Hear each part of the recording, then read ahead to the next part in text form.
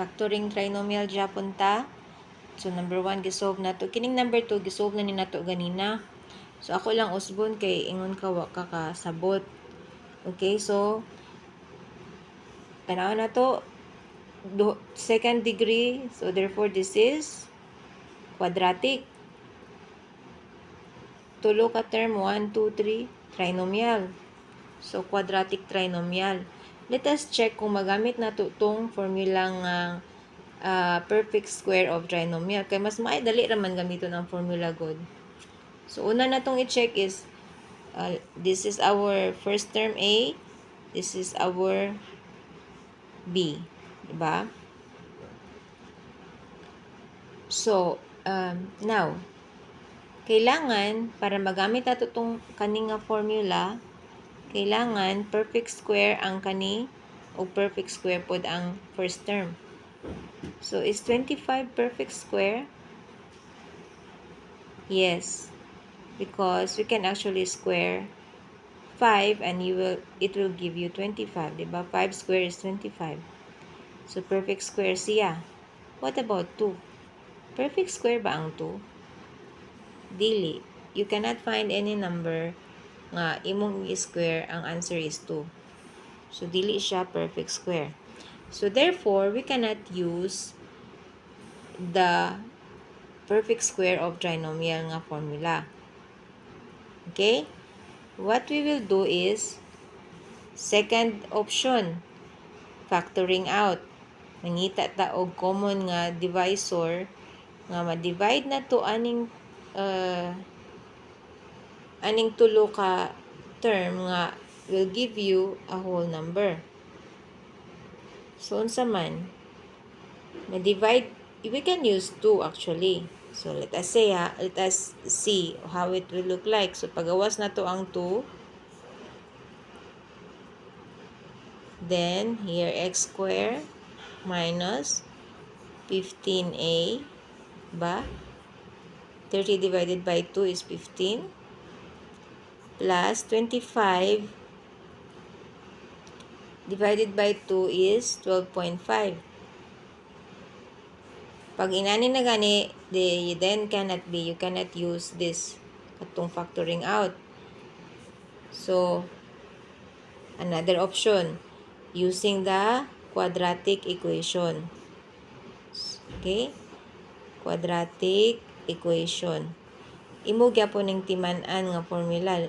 Necessary kay ni siya. Negative b plus minus the square root of b square minus 4ac over 2a. So, mo ni ang atong quadratic formula.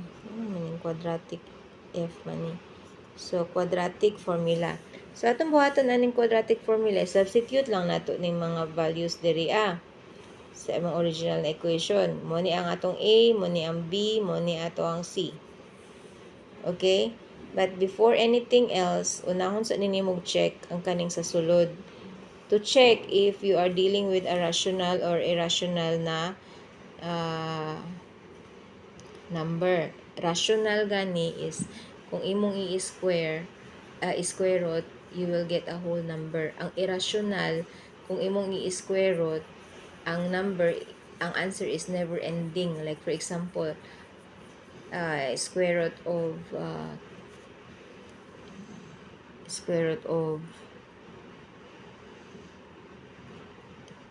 Unsa may square root of 2?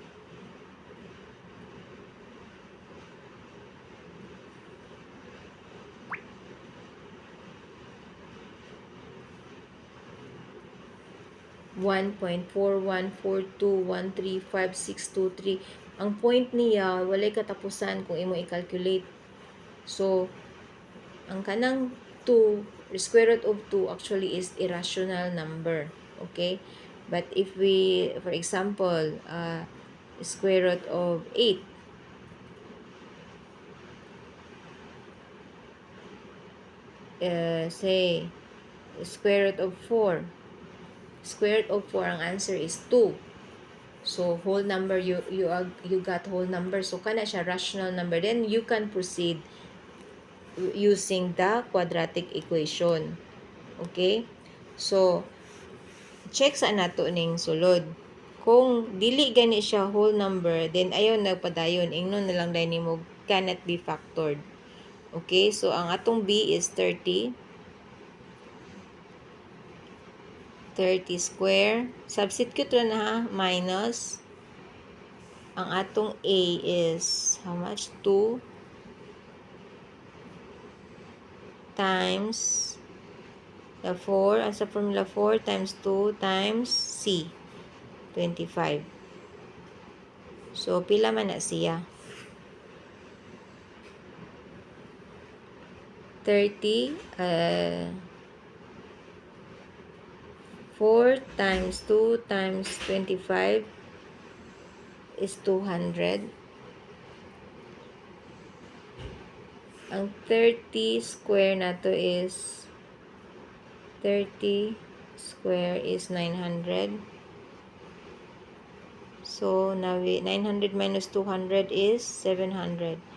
Then, i-square root na to na.